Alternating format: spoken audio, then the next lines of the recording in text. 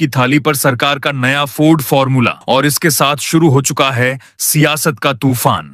जनवरी 2026 से गेहूं बढ़ेगा, चावल घटेगा और सबसे बड़ा सवाल यही है, आम आदमी की रसोई पर इसका क्या असर पड़ेगा। सत्ता इसे पोषण सुधार बता रही है, विपक्ष इसे राशन कटौती का खतरनाक खेल कह रहा है।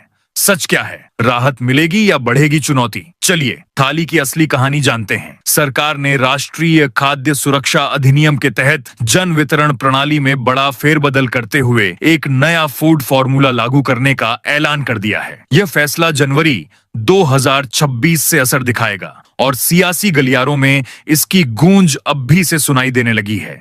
सत्ता पक्ष इसे बेहतर पोषक संतुलन का नाम दे रहा है, तो विपक्ष इसे राशन में रद्दोबदल का राज्य बताकर जनता को सतर्क रहने की नसीहत दे रहा है। नए प्रावधान के मुताबिक लाभुक परिवारों को अब 14 किलो गेहूं और 21 किलो चावल मिलेगा, जबकि वर्तमान में 7 किलो गेहूं और 28 किलो चावल दिया जा रहा है। सियासी भाषा में कहें तो सरकार ने राशन की थाली में गेहूं का वजन 2 गुना कर दिया है, लेकिन चावल की कटौती साफ नजर आ रही है। वहीं PHH पूर्विकता प्राप्त गृहस्थी लाभुकों के लिए भी नया नियम तय कर दिया गया है। उन्हें अब प्रति व्यक्ति 5 किलो खाद्यान्न मिलेगा, जिसमें 2 किलो गेहूं और 3 किलो चावल शामिल होगा। पहले यह अनुपात 1:4 था, यानी 1 किलो गेहूं और 4 किलो चावल। सियासी पंडित इसे सरकार की राशन पॉलिटिक्स की नई बिसात बता रहे हैं। उनका कहना है कि सरकार ने गेहूं के हिस्से को बढ़ाकर कृषि उत्पादन की नई दिशा और बाजार कीमतों को ध्यान में रखते हुए एक रणनीतिक चाल चली है। दूसरी ओर विपक्ष सवाल उठा रहा है कि चावल की कटौती गरीब वर्ग को मुश्किल में डाल सकती है, क्योंकि बिहार